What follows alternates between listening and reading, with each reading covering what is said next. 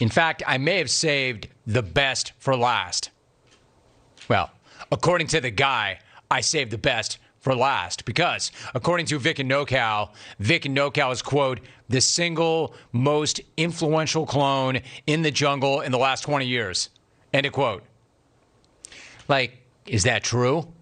It doesn't even matter if it's true because Vic absolutely believes that it is so.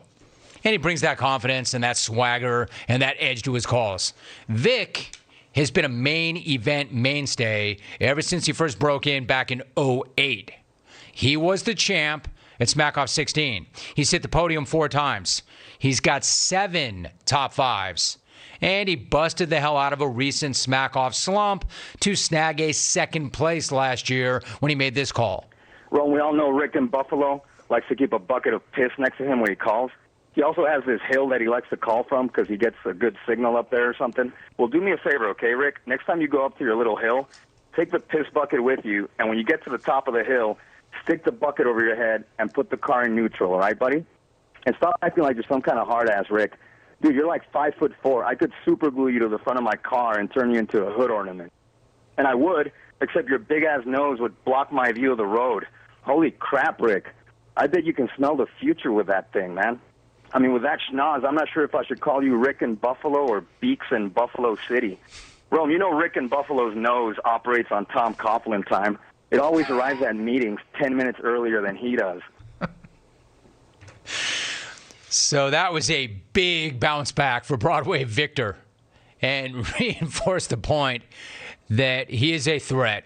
He's still dangerous, and he is still very much a threat, and Vic loves to set things on fire. And by things, I mean other clones and Smackoff rivals.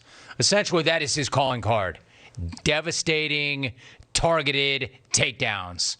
But he can pull off an impersonation as well, as Matt in L.A. found out all too well in this legendary call from a couple of years back. Ladies, mujeres, if you're mesmerized by the menagerie of man candy and the mud in L.A. montage, then holla at your boy. You know where to find me. Down on my knees, neck deep in some toilet I'm having to unclog because some Delta Bravo frat boy jammed a big old turd in the pipes. Romy, since the days when you would call the man Ray Knight, Ray Lopez, because his wife Nancy was better at her job than he was at his. Your boy Mud in L.A. has had your back, pimp. But that's not why I called. Victoria in Nocal. Victor in Nocal. In Nocal. And I call him that because nothing but crap comes out of his pie hole. And trust me, if there's one thing I know, it's crap. I clean it up all day long. Plus, I'm a Raiders fan. You got that, you supercalifragilistic supercilious scoundrel. Aloha means a hola, as in, I got a whole lot of toilets to clean up. I'm telling you. Vic. Jeff in Southfield is like the master of clone impressions, and his John in New York is his magnum opus. But the Matt in LA impression that you just heard from Vic gives Jeff's John in New York a legitimate run for his money. I mean, that Matt in LA impression was so freaking good that a lot of people missed it because a lot of people immediately turned off their radios as soon as they thought they heard Matt's voice, like they always do. Except that wasn't Matt's voice. That was Broadway Vic providing an all-time jungle moment. Like, when you're that dirty, that nasty, that vicious, that cutthroat, you're going to make enemies. And nobody in the jungle has more enemies, or maybe is more flat out hated than Vic. And Vic, by the way, would never have it any other way. Vic and NyQuil. Dude has the personality of a dial tone on Percocet. Now you're like the Dallas Cowboys.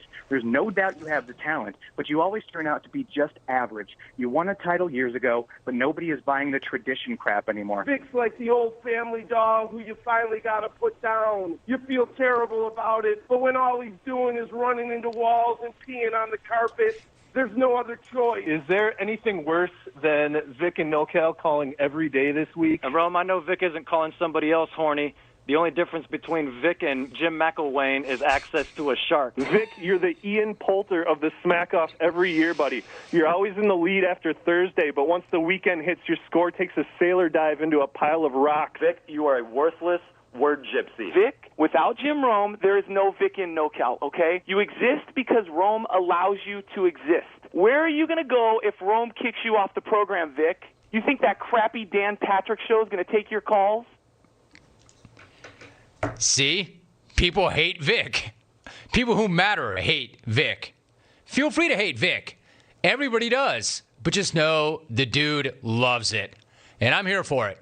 I like it too because Vic is the heel that this jungle needs. Hey, what's up, Rome? You're welcome for the Vine. I'm not saying Caleb isn't skilled with the ladies, but if he were a Star Wars character, his name would be Han Solo. Shawnee is really fat, Rome. I'm pretty sure he's been doing some of that intermittent eating. That's where you do nothing but eat for 16 straight hours, and then you take a nap. Wake up 8 hours later, and you do it all over again. Little Albie's an animal. Dude, that guy gets more ass than Kelly Clarkson's lazy boy. Brad, there's no need for you to constantly be kissing Rome's ass the way you do, my man. Romy, God bless you for taking my call, Romy. I'm sorry I haven't called you, buddy. You know I love you. I excel in the boardroom.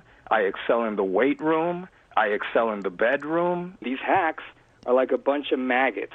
They eat up all the bad takes, the lame jokes. They gobble it all up, man. Well done, maggots. Well done. I invented the RSVP call. I invented clones interacting on social media. I'm the single most influential force in the jungle in the past 20 years. Everywhere you look in the jungle, you see my influence. Brad spends more time talking about cranks than a 1920s mechanic. Cabo Nation, I'd take all those Smackoff titles of yours and slap a big fat asterisk on them, all right, bro? Because those were all before my era.